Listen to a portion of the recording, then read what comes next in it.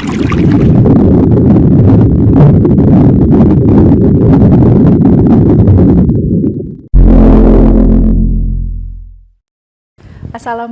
warahmatullahi wabarakatuh. Salam sejahtera untuk kita semua.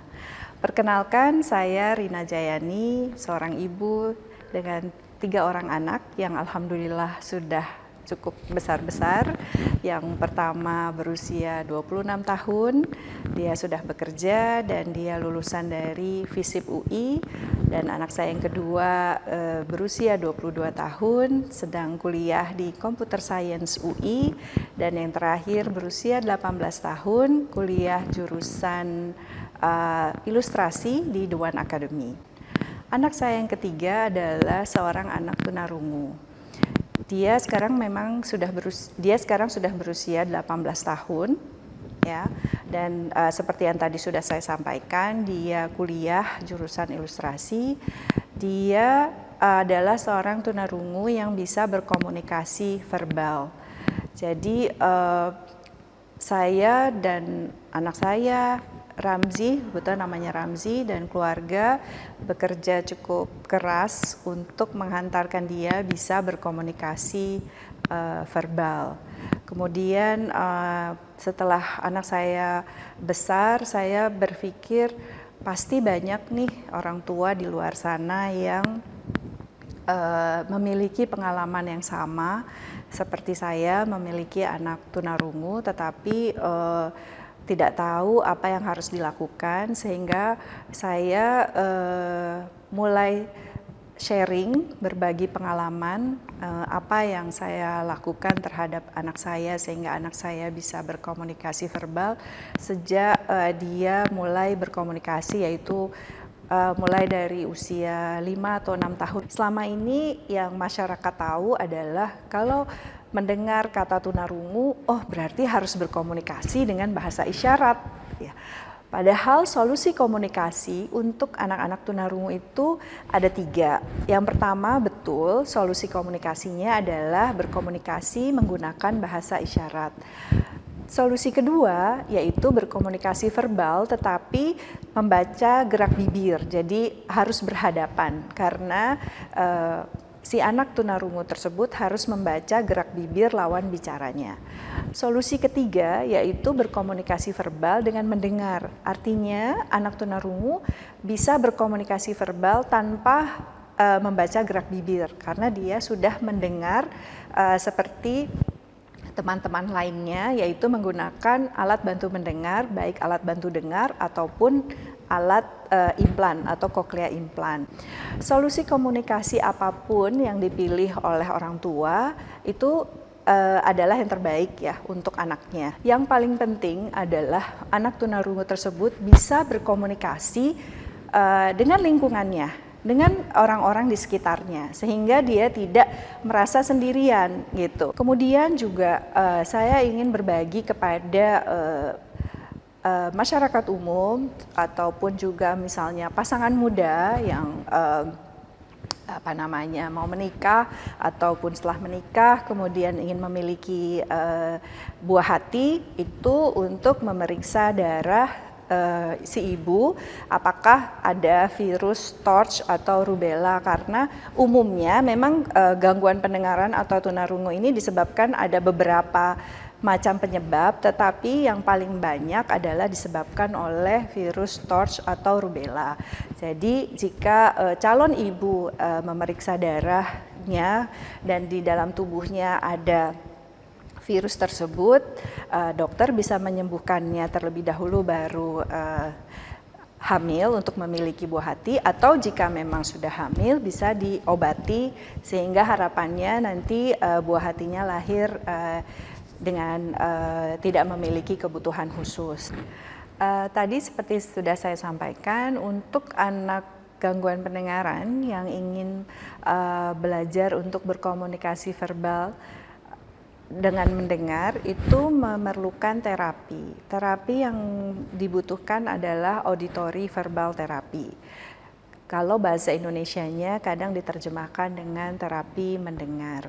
Nah, terapi auditory verbal therapy ini pada saat anak saya masih berusia 3-4 tahun itu biayanya cukup mahal karena memang belum banyak terapis yang bisa melakukan terapi EVT ini. Nah, untuk itu pada tahun 2009 saya mulai tergerak untuk membuka center yang memberikan terapi EVT ini kepada anak-anak gangguan pendengaran atau tunarungu yang ingin belajar mendengar dan berbicara verbal dengan biaya yang lebih ekonomis. Nah, sejak saya mendirikan center ini, kemudian saya melihat bahwa anak-anak tunarungu ataupun anak gangguan pendengaran yang belajar mendengar dan berbicara verbal di center ini juga membutuhkan bersosialisasi, atau dia juga membutuhkan mendapatkan kosakata dari lingkungannya, sehingga saya mulai bermimpi untuk mendirikan sekolah inklusi yang menerima anak-anak tunarungu ini.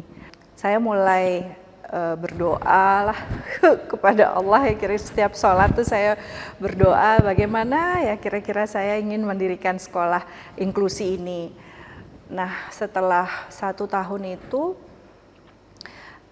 tiba-tiba tetangga saya bilang, "Bu, mau beli tanah saya nggak?" Wah, saya langsung menjawabnya dengan iya, padahal saya nggak punya apa-apa. Saya pikir, apakah ini jawaban dari doa saya? Kemudian saya langsung bicara dengan suami saya, mohon izin untuk membeli itu. Saya bilang, emang kita punya dana, kata suami saya. Saya bilang nggak ada sih, cuma ini adalah mungkin jawaban dari doa saya dan mungkin kita bisa mengajukan ke bank gitu. Dan akhirnya dengan mengajukan ke bank, alhamdulillah berhasil dan akhirnya bisa terbelilah tanah tersebut. Dan saya pernah dalam kondisi saya terlilit hutang, saya udah seperti orang linglung. Kantor saya tuh di Plaza Indonesia, The Plaza Office, itu kalau jam makan saya cuma muter aja di mall itu. Don't know what to do, I don't know what to do, karena saya udah semuanya jatuh tempo. Saya cuma muter aja, tetapi alhamdulillah selalu Allah menolong. Setiap kali jatuh tempo, ada yang menawarkan pinjaman, ya walaupun lewat online, karena nggak ada yang tahu kan. Saya nggak pernah cerita sama sahabat, sama siapapun, semua saya pendam sendiri. Dan alhamdulillah semuanya walaupun gali lubang, tutup lubang, akhirnya jadilah itu sekolah Aluna di tahun 2013. Walaupun masih belum dicat dan segala macam, saya kontak semua orang tua, ada nggak yang mau daftar sekolah Aluna? Mau gitu, termasuk yang terapi di center saya. Udah yang daftar kira-kira udah banyak, saya bilang udah semangat nih, semakin semangat saya. Walaupun lembur malam-malam jagain tukang untuk ngejar tahun ajaran baru. Pas sudah mau tahun ajaran baru dibuka, saya tanya yang mau daftar, sebagian besar mengundurkan diri, nggak jadi daftar. Saya rasanya itu udah nangis. Saya udah nggak tahu lagi, semua sudah saya curahkan membangun sekolah tersebut, ternyata nggak jadi pada daftar, hanya sisa beberapa orang. Pada tahun 2014, Sekolah Aluna Montessori baru saya mulai promosikan melalui media sosial ataupun acara-acara parenting, juga sharing-sharing yang saya lakukan di berbagai tempat. Saya menyampaikan kepada masyarakat umum bahwa Sekolah Aluna Montessori adalah sebuah sekolah inklusi. Nah, saya juga harus menjelaskan inklusi itu apa sih? Inklusi adalah menggabungkan anak-anak reguler atau anak-anak yang memiliki pendengaran normal bergabung dengan anak-anak berkebutuhan khusus, khususnya di sini anak tunarungu. Nah, Sekolah Inklusi Aluna Montessori ini mengajarkan anak-anak tunarungu untuk belajar mendengar dan berbicara verbal, berkomunikasi verbal, kemudian juga belajar bersosialisasi dengan anak-anak reguler lainnya. Kemudian di sini saya ingin menyampaikan bahwa sekolah inklusi ini memberikan manfaat kepada kedua belah pihak. Jadi tidak hanya manfaat didapatkan oleh anak-anak tunarungu saja ataupun anak berkebutuhan khusus saja, tetapi juga oleh anak-anak reguler. Di mana sih manfaatnya? Nah, kalau anak-anak berkebutuhan khusus, khususnya anak tunarungu, mendapatkan kosakata, manfaatnya adalah mendapatkan kosakata dari teman-temannya, kemudian juga dia merasa diterima di lingkungannya. Sebaliknya anak-anak reguler atau anak-anak yang memiliki pendengaran normal, tidak memiliki kebutuhan khusus, itu tumbuh empatinya. Empati itu kan abstrak, bagaimana kita mengajarkan empati kepada anak-anak usia dini. Nah, dengan menggabungkan mereka menjadi satu di dalam satu kelas dan satu sekolah, anak-anak reguler ini akan tumbuh empatinya dengan sendirinya karena itu menjadi konkret. Empati itu menjadi konkret di mana dalam satu kelas ada berbagai macam anak dengan berbagai latar belakang dan kebutuhan. Karena pada awalnya saya mulai mempromosikan ini, itu ada banyak penolakan-penolakan dari orang tua yang tadi saya sebutkan memiliki anak reguler. Mungkin karena mereka kurang paham manfaat dari inklusi ini. Nah, saya pernah ada pengalaman, yaitu waktu open house, ada orang tua datang, dia bawa anaknya lihat kelas Aluna, kemudian saya jelaskan bahwa sekolah Aluna adalah sekolah inklusi gitu. Mungkin orang tua tersebut tidak paham inklusi itu apa, iya aja. Tiba-tiba adalah satu anak lewat menggunakan alat bantu dengar. Kemudian si bapaknya bilang, oh nanti anak saya digabung sama anak ini. Iya Pak, memangnya kenapa? Loh nanti dia ketularan dong. Ketularan apa ya Pak? Saya bilang, gini bukan penyakit, dia hanya kurang mendengar sehingga dia memakai alat bantu dengar gitu. Ya memang sih orang tua tersebut akhirnya tidak mendaftarkan anaknya, tetapi wah ini berarti memang menjadi tantangan dari sekolah Aluna Montessori untuk menyebarluaskan manfaat dari inklusi ini kepada masyarakat umum. Kemudian sekolah Aluna Montessori ini adalah sekolah yang menggunakan metode Montessori dengan pengantar bahasa Indonesia. Ya. Mengapa metode Montessori yang saya pilih? Karena metode Montessori ini saya meyakini baik dan bagus untuk anak-anak usia dini karena memberikan pembelajaran secara konkret dan konsep, dan anak-anak usia dini ini belum bisa belajar abstrak. Jadi anak-anak usia dini itu memang harus belajar secara konkret. Ya, jadi makanya saya memilih metode Montessori ini. Kemudian juga menggunakan pengantar bahasa Indonesia. Nah, pengantar bahasa Indonesia ini secara bisnis mungkin banyak sekolah swasta yang sekarang untuk sekolah-sekolah taman kanak-kanak ataupun preschool itu menggunakan dua bahasa, ataupun sekolah internasional menggunakan bahasa Inggris. Nah ini menggunakan bahasa Indonesia, jadi sebenarnya kurang populer ya. Tetapi saya meyakini bahwa ini baik untuk anak usia dini. Jadi bahasa Indonesia ini baik untuk anak usia dini, di mana anak-anak usia dini ini alangkah baiknya belajar bahasa ibu terlebih dahulu sebelum belajar bahasa kedua. Nah, kemudian bahasa ini dengan menggunakan satu bahasa dulu itu juga baik untuk anak-anak tunarungu, sehingga setelah saya mulai mempromosikan bahwa sekolah inklusi Aluna Montessori ini mengajarkan anak-anak tunarungu untuk berkomunikasi verbal dengan mendengar, mulailah banyak orang tua yang memiliki anak tunarungu dari berbagai daerah.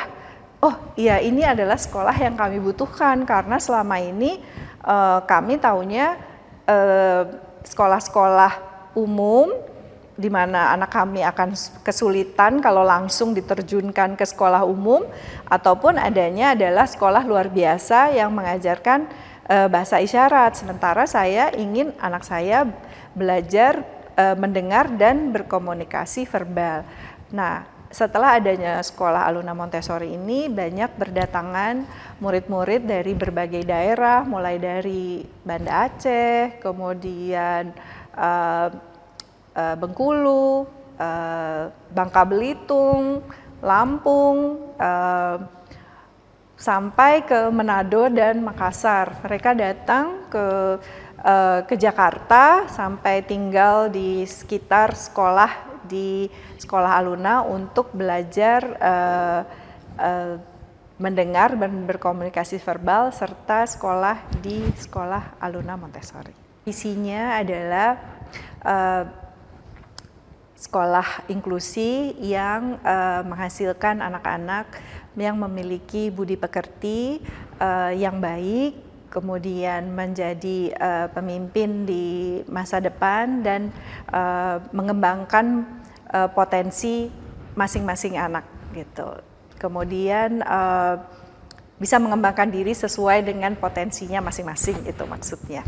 Kemudian misinya adalah untuk mencapai visi tersebut, Sekolah Aluna Montessori memiliki guru-guru yang ikhlas mengajarkan anak-anak, juga memiliki pengetahuan yang cukup mengenai pendidikan usia dini, serta metode Montessori untuk juga auditory verbal terapi untuk mengajarkan anak-anak mencapai visi dari sekolah Aluna Montessori tersebut. Saya berharap generasi muda sekarang juga memiliki semangat pantang menyerah, kemudian memiliki mimpi. Mimpi itu jangan hanya sebuah mimpi, tapi cobalah jadikan mimpi itu sebagai semangat untuk bekerja keras dan mencapai mimpi tersebut. Kemudian juga kenalilah passion kalian, karena banyak anak-anak muda yang tidak tahu